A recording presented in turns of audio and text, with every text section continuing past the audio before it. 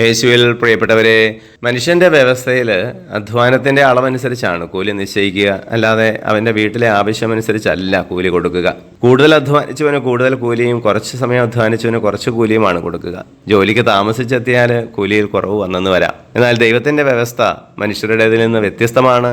അതിന് ഒത്തിരി ഉയർന്നു നിൽക്കുന്നു. ഇന്നത്തെ വചനത്തിൽ നാം കാണുന്നത് പോലെ അവസാനം വന്ന 1 മണിക്കൂർ അധ്വാനിച്ചവനും ആദ്യം വന്നവർക്ക് നിശ്ചയിച്ച കൂലി തന്നെ കൊടുക്കാൻ ഈശോ ആഗ്രഹിക്കുകയാണ്. കാരണം അവന്റെ വീട്ടിലെ ആവശ്യം അതാണ്. എല്ലാവരെയും ഒരുപോലെ പരിഗണിക്കുന്ന, വിശ്വസ്തയോടെ അധ്വാനിക്കുന്നതിനനുസരിച്ച് ഫലം കൊടുക്കുന്ന ദൈവം. സ്വർഗരാജ്യം അവകാശപ്പെടുത്തണമെങ്കിൽ ദൈവവചനം അനുസരിച്ച് ജീവിക്കണം, യേശുവിൽ വിശ്വസിക്കണം. എന്നാൽ നല്ല കള്ളൻ അങ്ങനെയൊന്നും അല്ല ജീവിച്ചിരുന്നത്. പക്ഷേ അവസാന നിമിഷം കുരിശിൽ കിടന്നുകൊണ്ട് അവൻ ഒരു നിമിഷമാണ് അനുദപിച്ചത്, യേശുവിനോടൊരു അപേക്ഷ മാത്രം. പക്ഷെ അവൻ യേശുവോടൊപ്പം സ്പർദീസായിലെത്തി. പ്രഭാഷകന്റെ പുസ്തകത്തിൽ നാം വായിക്കുന്നുണ്ട് 33-ാം അധ്യായത്തിൽ, ഞാൻ താമസിച്ച് ഉണർന്നതുകൊണ്ട് കാലപെറുക്കുന്നവനെ പോലെ മുന്തിരിത്തോട്ടത്തിന് ഏറ്റവും അവസാനമാണ് എത്തിയത്. പക്ഷെ ദൈവം എന്നെ മുമ്പിലെത്തിച്ചു, മറ്റുള്ളവരെ പോലെ തന്നെ എൻ്റെ ചക്ക് നിറഞ്ഞു എന്നൊക്കെ.